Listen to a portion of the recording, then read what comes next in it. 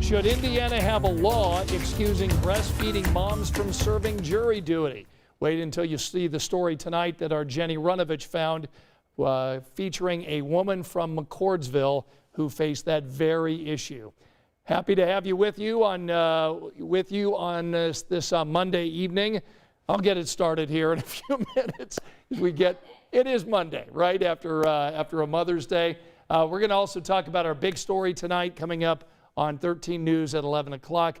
The big story tonight is looking at some of Indiana's unsolved murders, and our friend Alan Carter is looking at the Nya Cope case, which happened about a year ago. This was the 16-year-old who was shot and killed. That murder is still unsolved. We're going to talk with Alan about that case coming up, but we do want to start our evening discussing the weather. Angela is back. Let's first, before we get into the weather, Angela, want to find out from you, my friend, how was your Mother's Day? Mother's Day was great. I got to make pancakes for my mom. I made, for the first time, homemade lemon ricotta pancakes. How'd they turn out? They were awesome. Yeah, your mom enjoy them? Yes, she did. Nice. Everybody did. There wasn't one left. Really? Yeah, and I was telling Anne-Marie I learned a new trick from this recipe. It was table 50 or food 52. Food 52, I think, is whose recipe I used. Okay. But at the end of the recipe, they said, as you make them, put them on a cookie sheet and put them in a warm oven. Okay. Brilliant. I've never done that before with pancakes. Usually it's like you do them and you flip them and you serve. You flip and serve, and then no one eats together. So I did them a few minutes ahead of time, and they were great. I'm so glad. Yeah. And your mom felt honored, and she did. Walked away having a great breakfast. That's all that matters. That's and the ladies in your life, I assume, had a great day? Yeah, we all had a great time. We had my two daughters and my mother-in-law over, and of course Janae was there, and so we just really loved being able to spend time honoring my mother-in-law and my wife, and London, who's my newest mom in my in our family. She had her little 2-month-old baby girl there with us last night, so that was fun. And so it was a really nice celebration. And completely different from last year. I looked at Grace and I go, last year we were in lockdown. Right. There were restaurants open, but carry out only. I know. We were still really in the thick of it. Yeah, and last year it was hard to even think about being in the same room with anybody outside your own house, and here we were. Everybody's been vaccinated at this point, and so it was just great. I think you hit it. It felt so normal. Yeah. It was a great day. And that's been good. All right, so what's happening weather-wise? We do have some rain out there, don't we? We do. We were tracking a few showers at 5 and 6 o'clock this evening. This little disturbance, and it really is only coming so far south. We don't have any rain in downtown Indianapolis yet. Really, it's been confined to the northern part of our viewing area, Kokomo, Tipton, Elwood, north of Frankfort, south of Lafayette. So we'll see just how far south this actually comes, but a central part of the state may get a few sprinkles, and it actually is doing us a big favor because of the disturbance and the rain. We obviously have clouds overhead. Well, clouds will keep us from getting down into the 30s, at least for most of us. Those areas that happen to clear might have a few patches of frost, but I really don't think that's the big story for tomorrow morning. We'll be in the 40s, a mix of sun and clouds tomorrow midday, 53, and like today will be close to 60 degrees. The coldest will actually come tomorrow night into early Wednesday, when we're forecasting near record cold, and that will be the night, tomorrow night, early Wednesday, where you're going to want to cover up your plants or bring them inside, because that frost looks pretty widespread tomorrow night, early Wednesday. Okay, Angela, thanks so much. Coming up tonight on 13 News at 11, we're going to look at unsolved murder cases here in Indianapolis. And Alan Carter has been digging into one unsolved case that got a lot of attention last year. Alan, tell us a little bit about your story.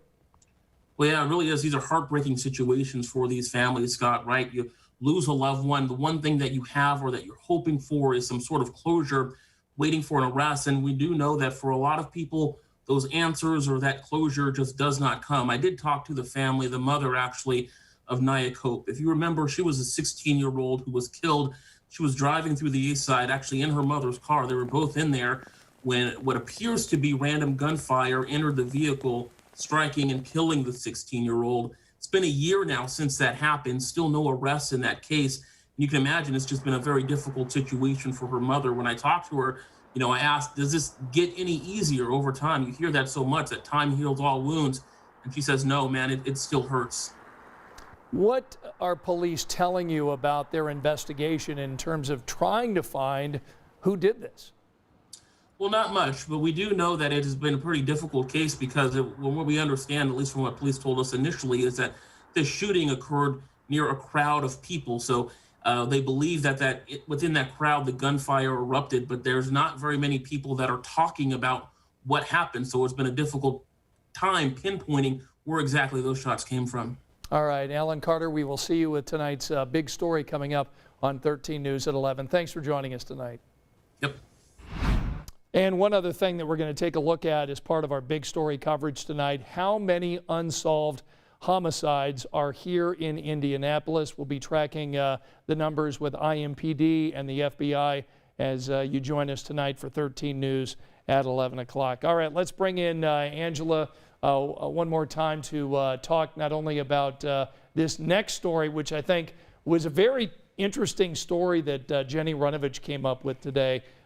She became aware of a woman in McCordsville who got called to jury duty. Now, ordinarily, that's not a big story, but this particular mom has a newborn and is breastfeeding. And so Jenny found this story to be very interesting in what this means for Indiana's law. Check this out.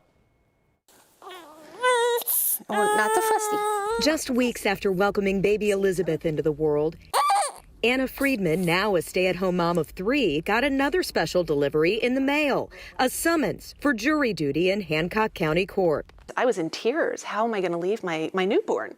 Who's going to feed her? I mean, she's exclusively breastfed. I'm not a working mother. I have not been pumping. She has not learned how to drink from a bottle. I don't have a huge stash of milk in my freezer. So Friedman wrote the judge explaining a trial would be a hardship for a nursing mom. The clerk wrote back and said, "You are not excused. You must show up." And then I cried even more. She was also shocked that breastfeeding does not exempt Hoosiers from jury duty. So I wrote back to the judge and I said, "I will serve as a juror, but you need to be aware that I will be nursing my infant in the jury box." Within hours, the clerk responded she was excused. But now she's concerned for other Hoosier mothers who may get a summons and have to show up. We really need more legislative protection for breastfeeding moms. And I was shocked to discover that we don't have anything about jury duty in the state laws. Especially since 20 other states do have laws excusing breastfeeding moms from jury duty, including most surrounding Indiana. Now advocates here want to change. It's not that they don't want to serve and they want to provide, their civic duty. Breastfeeding and human milk is something that we consider as a public health imperative. This is just a matter of health for our entire society. Friedman does plan to take this further. She's now looking for a lawmaker to sponsor a bill here at the State House and potentially change Indiana law for breastfeeding moms. All right, Jenny, thanks so much. I wanted to read a couple of comments that we had on the WTHR Facebook page when we posted this story earlier tonight. We heard from 3 different people. Amber Sensini says, "I was seated on a jury while breastfeeding and had to request breaks to pump. It's a physical necessity. You can't just not nurse or pump for 12 plus hours." Katie Metz says, "I live in McCordsville, got called for jury duty. I told them I was nursing my son, asked for an exemption, and they excused me for a year." And then Ashley Fording says, "I live in Howard County and was excused from jury duty twice now, once while pregnant and high risk, second time after having a baby 6 months old. Told them I was still breastfeeding and would not pump." So Facebook friends, what do you think? Does Indiana need a law that excuses breastfeeding moms from serving on jury duty? Well, I think it would be peace of mind, because it sounds like, some responses are, yes, you're excused. Some responses are, no, you're not excused. And so having something that, kind of clears it all up would be helpful. And interesting how quickly she got the second response. Yeah, wasn't from it? that story. So what else are people? I know that some people were commenting on your pancakes tonight, because I think we heard at least somebody say that they liked pancakes. Yes, like pancakes. Tanya, we had I think maybe. Yeah, a check-in from Tanya, I believe in Frankfurt. Right. A check-in from Lafayette. We've got a check-in from Richmond. Right. That's Robin. We had a Tanya from Frankfurt. Let's see, we had a check-in from Indianapolis. Lots of hi, Alan Carter. I think they wanted to chat with Alan tonight. There's a handful of hi, Alan. So Alan, if you're watching or rewatching, lots of people glad to see you on the big Facebook Live tonight. That's great. So again, if folks are just joining us and they missed your opening weather forecast, what can they expect when they wake up in the morning? Wake up in the morning, the rain we have right now across the northern half of the state will be gone. More clouds than sunshine to start. We get some sunshine midday and then a few clouds building tomorrow afternoon. Did hear from Monica up in Lafayette that it is in fact still raining up there, but it's been interesting. The shield of rain has really, I'll go back real quick to radar just to show you. It's really only made its way so far south. So really it's basically the northern half of our viewing area just north of Indianapolis where we still have some steadier rain from Tippecanoe County to Clinton County, Kokomo, Tipton, Elwood, and Marion and Peru. So not really expecting this to come too much more south. It should eventually just fizzle out, but doing us a favor in terms of keeping temperatures up overnight. So frost won't be an issue tonight, but it will tomorrow night. And I have to tell you, I saw a neighbor in my neighborhood as I was walking today, still had the sheets on the plants. Really? So you want to make sure that if you do cover them up, you have to remove the cover once the sun comes up. Right, exactly. Because they can burn. Yeah. They can just get too warm. Even if you think, okay, well, it was only in the 50s, close to 60 today, still with, one, they're not getting sunlight, and two, with that cover on and just enough sun, they can heat up and burn. So make sure you remove the covers. Good reminder. And 3 other people weighing in tonight. Kim Adams says, yes, breastfeeding moms should be excused by law. Tanya says, yes, we need a law. Your responsibility as a parent is to take care of your child.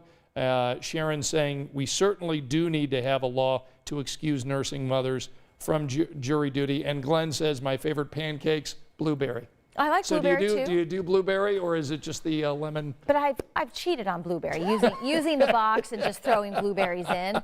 These were totally from scratch, and I sifted the flour. Oh, see, you get extra credit for sifting that flour. And this recipe called for folding in the egg whites, so it was 2 eggs separated. Yeah. So you beat the eggs until they were fluffy, and then you folded them in at the end. Yeah.